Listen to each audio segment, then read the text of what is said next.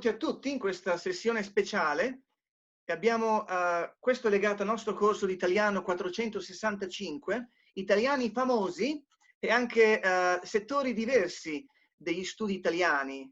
E oggi tratteremo di medicina e ricerca scientifica nell'ambito medico. Quindi siamo molto contenti di avere un ospite d'eccezione oggi, dottor Luigi Marchionni, che è venuto apposta qui. Buonasera a tutti. Benvenuto. E questo è il vocabolario di cui discuteremo, che penso sia importante, come asintomatici, temi che ricorreranno anche il distanziamento sociale. Luigi Marchionni, io e lui abbiamo parlato di altri termini forse che potremmo usare, possiamo anche parlare di quello, mascherine, il coronavirus, che non cambia, con la pronuncia virus, corona, e altri vocaboli. Quindi questo è un po' quello che ho pensato per oggi, di come gestire la lezione. Vi ricordate le 3 domande? Che sono legate alla sua ricerca e anche penso a quello che a molti interessa, diciamo il tema delle mascherine, distanziamento sociale e questa seconda ondata, capite come second wave in autunno che si prevede, e anche il vaccino di cui sentiremo più informazioni. Va bene? Questo è un po', diciamo, il programma. Il nostro ospite, prego, la parola a lui adesso. Buonasera, grazie per avermi invitato.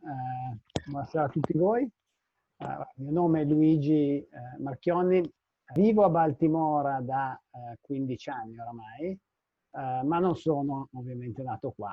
Sono nato a Torino, in Piemonte, perché era l'ospedale più vicino al mio paese che vedete qua dietro, che si chiama Gressonei, sulle Alpi italiane al confine con la Svizzera. Quindi il monte che vedete dietro di me, la montagna dietro di me, il Monte Rosa, dall'altra parte la Svizzera. Per cui sono cresciuto in montagna e poi sono sceso per studiare a Torino al liceo classico, e poi dopo ho deciso di studiare medicina, per cui dopo 13 anni a Gressonei ne ho fatti 11 a Torino, e poi quando ho finito medicina con una tesi in genetica, mi occupavo di immunologia e dei geni che controllano i trapianti, la compatibilità dei trapianti, e durante quell'anno, era il 1998-99, la mia vita è cambiata perché sono andato a Trieste, che è esattamente dalla parte opposta del nord Italia, al confine con la Slovenia e l'Austria.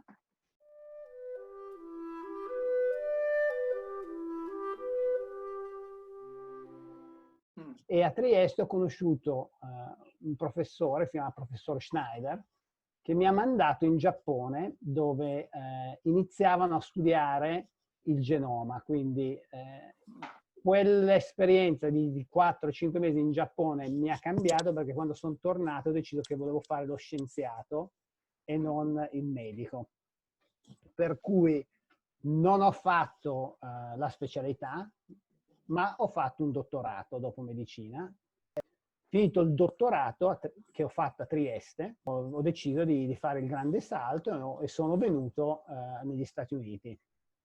E sono da allora a Hopkins, Johns Hopkins. Sono venuto come postdoc e poi ho continuato la carriera, prima come assistant professor, adesso sono professore associato di oncologia.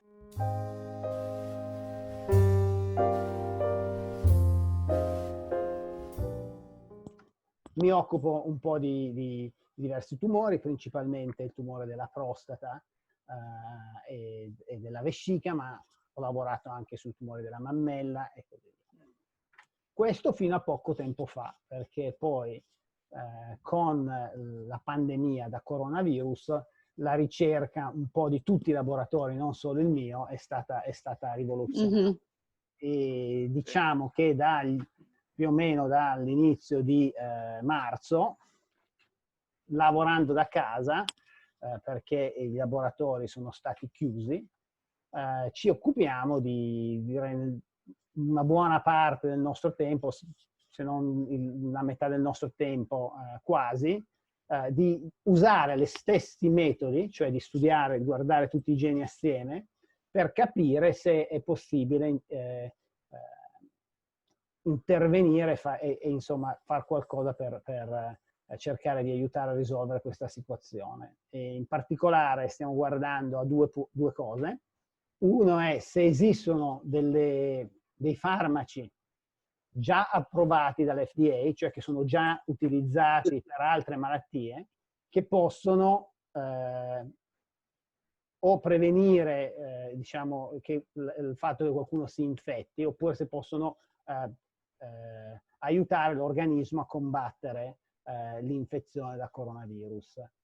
E l'altra cosa che stiamo guardando è cercare di capire, siccome questa malattia ha, diciamo, due grossi fenotipi, cioè due grossi gruppi di pazienti, quelli che sono, come dire, che sviluppano sintomi molto gravi e quelli invece che non li sviluppano e che hanno un decorso o asintomatico, cioè che praticamente non si accorgono nemmeno di essere malati o hanno solamente dei sintomi tipo un po' il mal di gola, il raffreddore, ma non gravi.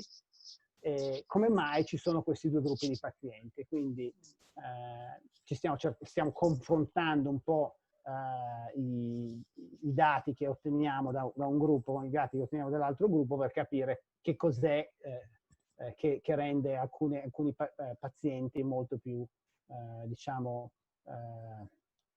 portati a sviluppare dei sintomi gravi. Alcune cose sono, probabilmente le avrete lette, gli uomini, soprattutto in età sopra i 65-70 anni, le persone diabetiche, sono tutte persone che hanno una maggiore probabilità di sviluppare questi sintomi, che poi sono quelli che rendono la malattia molto grave. Quindi stiamo lavorando a questo tipo di ricerca, perché appunto possiamo fare queste analisi da casa, perché usiamo il computer, usiamo modelli matematici e modelli statistici, e quindi possiamo dal computer collegarci al supercomputer dell'università e continuare a lavorare.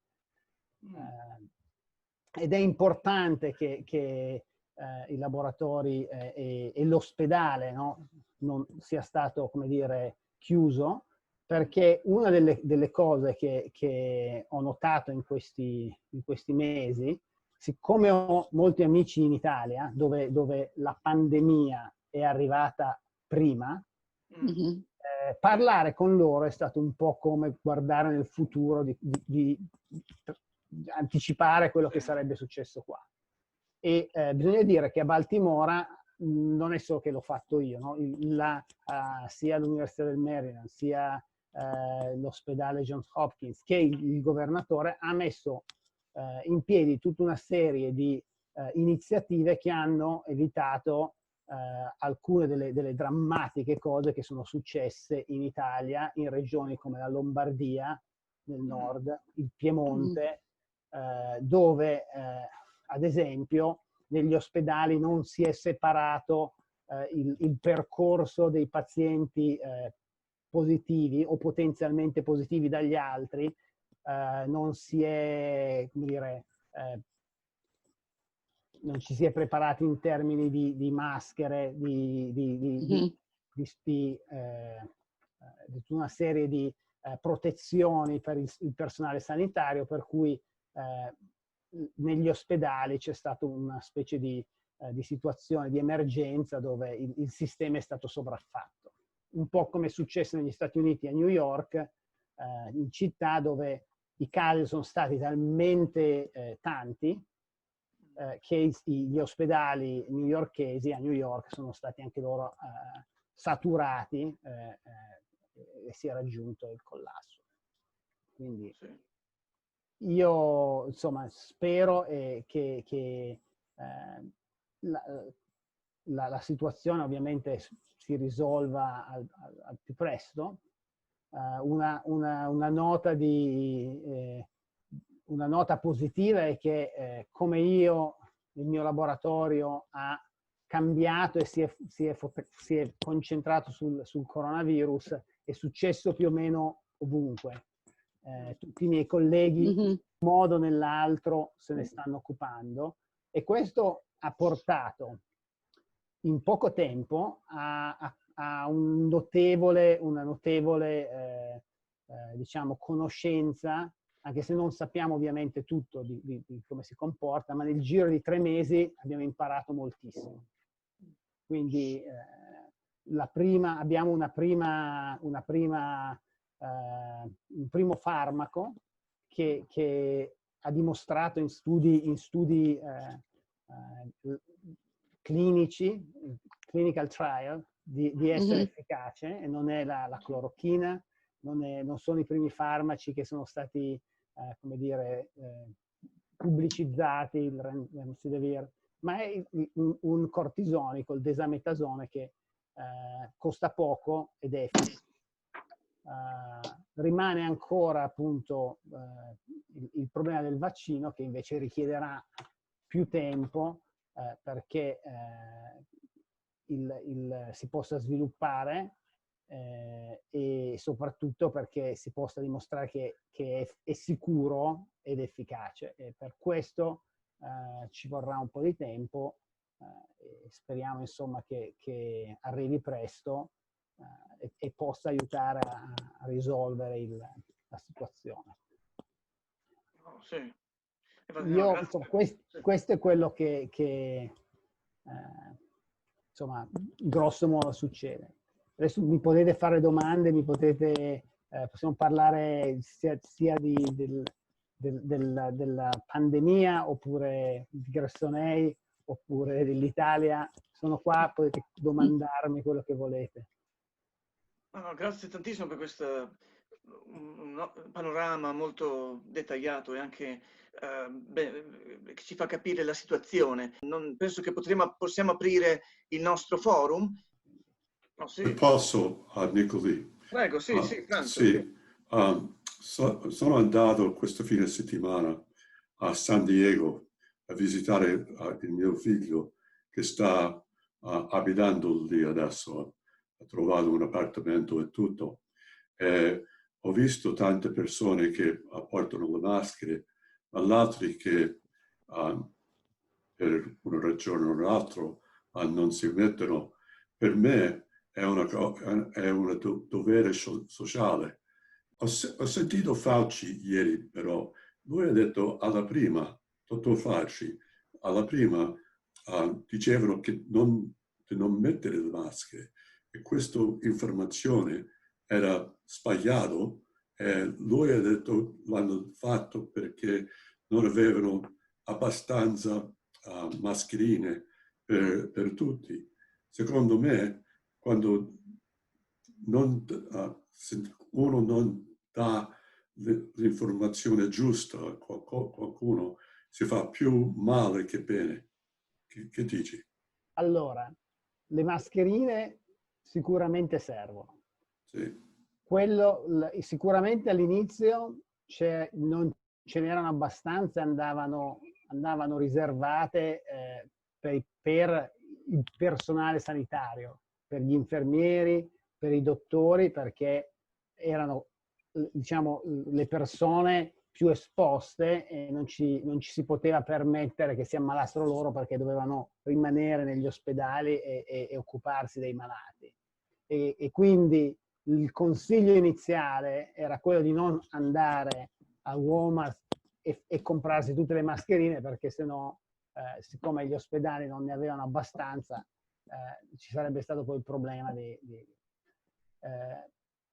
quello che sappiamo è che è importante metterle, e ci sono stati degli studi che hanno dimostrato che quello che non è importante, cioè che è meno importante il tipo di mascherina che mettiamo, ma è molto più importante che la mascherina la mettano tutti.